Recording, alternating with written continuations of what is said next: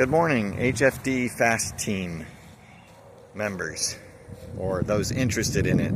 This video is to provide a brief description of the purpose and history of FAST Team. FAST stands for Firefighters for Acquired Structure Training, and Chief Sky Eagle came up with that, along with many other good things that we've got so far. They've come from Chief Sky Eagle. And I hope you all don't mind. I'm just going to refer to all the variety of ranking chiefs as chief for convenience. So basically, to give you a little bit of history and purpose kind of wrapped together, I was injured. I was at 500 Jefferson for a month. I didn't have a lot to do. I thought, I love my job. I haven't really contributed much to HFD. Was something that I could do, a project I could work on, that once I got back in the field I would also value. I'm a line officer. I'm not really interested in administration or being an administrator. And as a line officer, I was like, I would really like more buildings to train in. Some of the best training I've had as a firefighter has been in buildings that we've acquired, you know, mostly on a handshake or a pretty informal agreement to train in a building that's going to be demolished. And I knew that there were entities in government and outside of government who had a regular supply of buildings that we could train in if we could just figure out a way to be inserted into their process.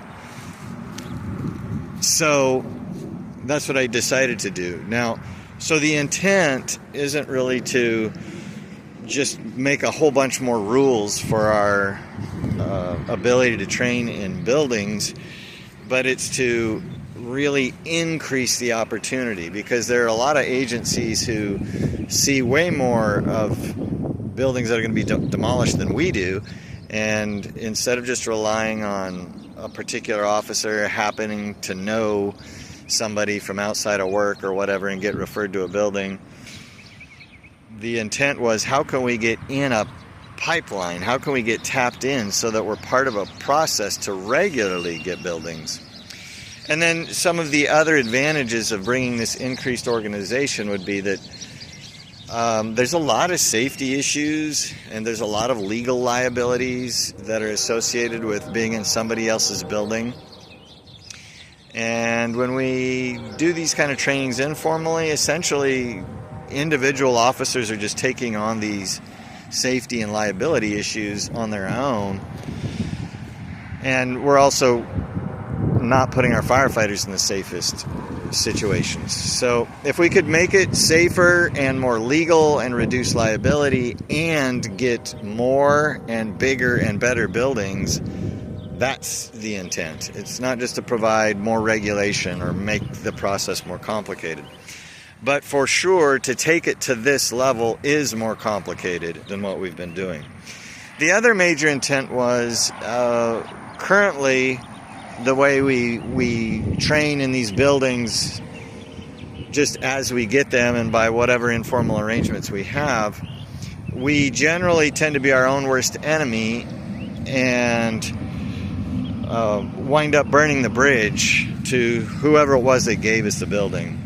As many people as I've talked to who want to help us in this effort, they all have stories pretty much about how, yeah, they did this before, and then we did X or Y and sort of fouled the agreement, right? And a lot of that happens because you get a good opportunity, you go train, word gets out, now other stations, shifts are showing up at non-agreed upon hours or doing things in the building that were never agreed upon. They don't know what the original conditions or agreement was.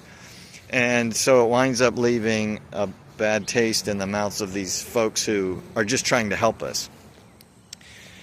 So that's the intent. More buildings, better buildings, safer.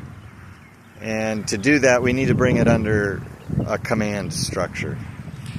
And of course, all that also involves legal liabilities. And a major dimension of this was, how do we get city legal to be on board with this?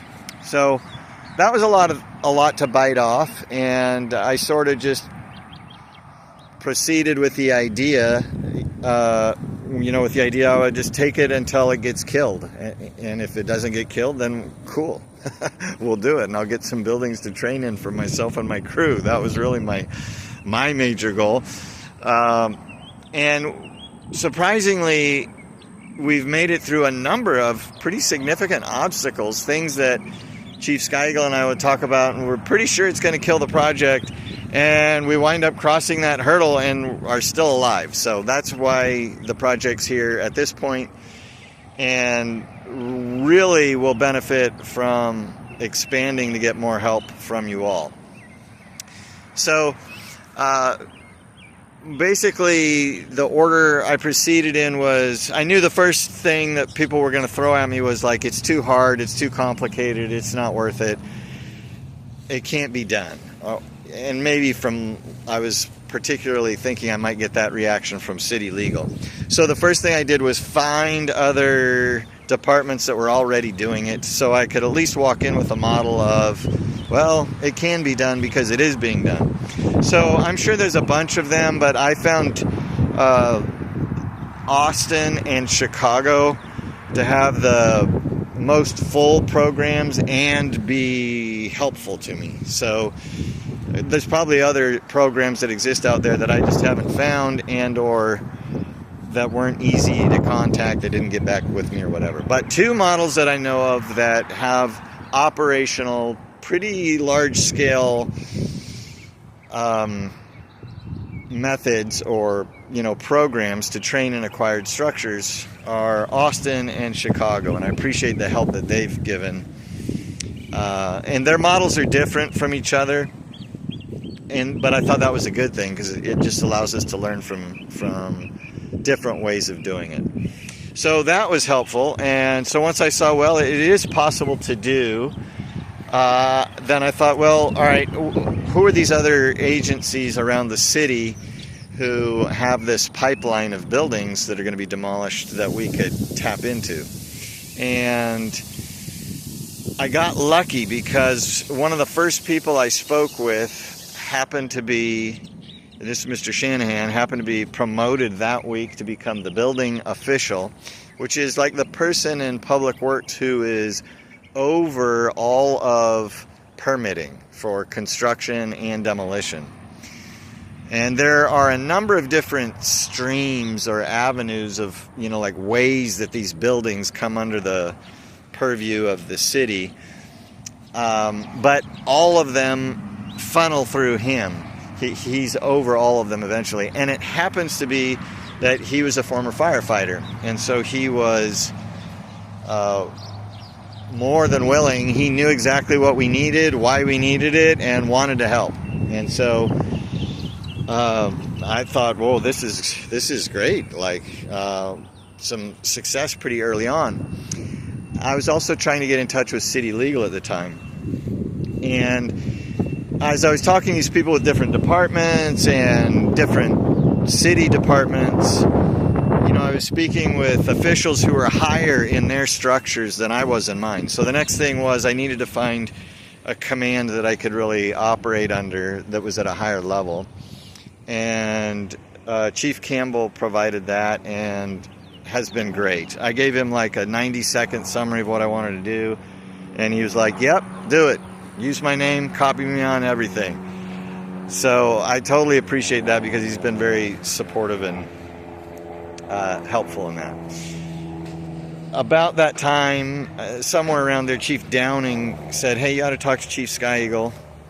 And that was a fantastic idea. I did talk to Chief Sky Eagle, and then he and I sort of have been operating as a duo ever since.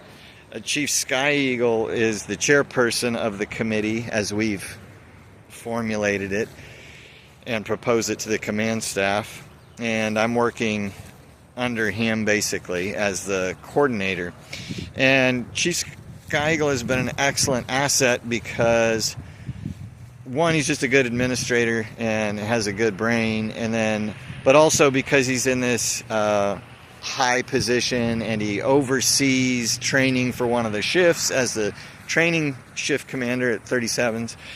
And then also because of his legal background. And so he was one of the first friends I made in this effort, because I knew that city legal was going to be the slowest part of the process, or the most difficult to get on board or to help us. And he already has relationships there and speaks their language, and that has proven to be very beneficial.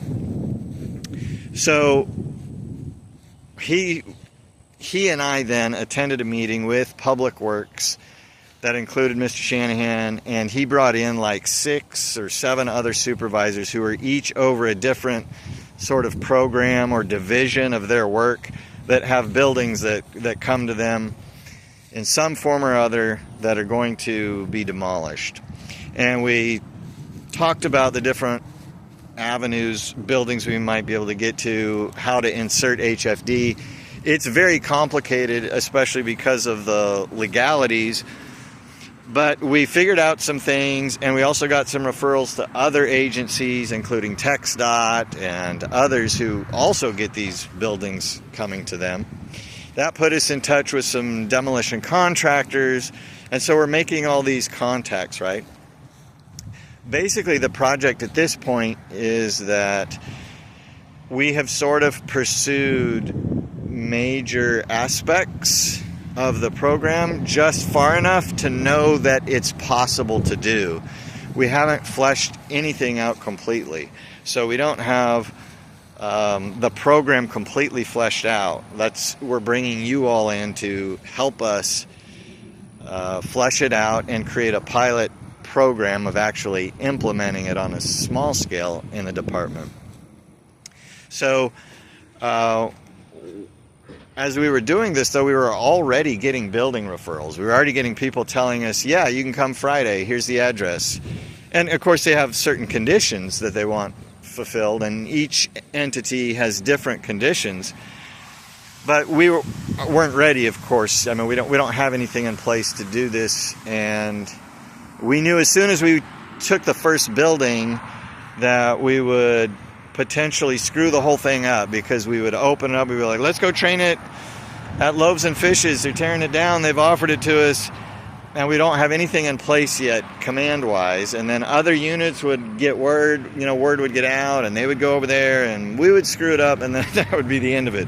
So we haven't yet actually taken up any of these agencies on a specific building. And that also gets back to you, our need for you. So we had enough information, though, that we felt it was time to go to the command staff, present the information we have, and get direction from them on what direction they want us to go in. And we also had, so we were meeting, of course, with emergency ops, because that's who we are. So Chief Campbell and Chief Llewellyn, and then we had professional development there. So Chief Brown, let's face it, this is a professional development thing, right? Like, this is training, this is professional development. But because this is a new program and we don't have any funding or staff, basically we're having to organize it out of suppression, because we're the primary beneficiaries. We're the ones that want to do it because we want it, right? So at least for now, it's mostly an emergency ops thing, and we keep the door open for professional development. You know, they've kind of agreed to help and consult as they can, but they really don't have any man hours they can dedicate to running it, to administering a program like this. So, but at any rate, we had them there also. We had city legal there, so we had an attorney who has kind of agreed to represent city legal for us on this project. So that was good. So this meeting was really important. And one of the primary things that came out of that was the need for you all, because essentially, here's something you need to understand before I proceed, I guess, in terms of risk and liability. We are used to a certain threshold of risk that we operate under, because we normally operate under emergency conditions. And we have to understand that when we're operating under non-emergency conditions, such as training, the standards change significantly, right? Like in terms of exposure levels and what employees are exposed to and what hazards we're asking them to face, those expectations are very different if there's an emergency, which makes sense, right? But if we now take that same personnel and subject them to dilapidated buildings and asbestos and, you know, whatever, all the various hazards we can come into on a training evolution, it's different that we voluntarily, well, and if we subject them to it, I mean, one could argue as a firefighter, it wasn't really voluntary for them when they showed up for the training. They were doing their job, right? So we asked them to do it. So my point is, when we're training, we don't operate under the same freedom that we're used to operating at under the fire ground in terms of legal liabilities and safety standards. So we have to take those things more seriously in this kind of environment. And we also all recognized in that meeting the ability for this program to die very quickly if we as firemen screw it up right out of that gate. You know what I mean? And so the command staff directed, and I don't disagree at all, I totally agree, with a supervision structure on site that is a small group of people, a small cadre who could be on site to supervise both in terms of safety and the conditions that we've made with the building owner or the demolition contractor on what's allowed. You know, some structures you can flow water in, some you can't. Some you need to avoid this room because the asbestos couldn't be remediated completely, or whatever. This building you have to make sure that all the openings are closed from the outside so nobody can get in. This one you got to check with the person first to get access to it, and this one you don't. So the conditions change, but for each building and training opportunity, we want somebody there who understands all of these issues, a FAST team on-site supervisor, to the level that we can't expect every DTO and every district chief right now today to have that deep understanding. And without that deep understanding, we know we'll break the system. The next unit that shows up will do something they weren't supposed to do, and it'll generate a safety issue, or it'll generate a complaint. You know, somebody will get hurt, or somebody's going to get upset, and they're going to wind up, you know, complaining to the fire chief or whatever, and kind of kill the program. So we agreed that we need to come out of there with a small cadre of people who could supervise on scene.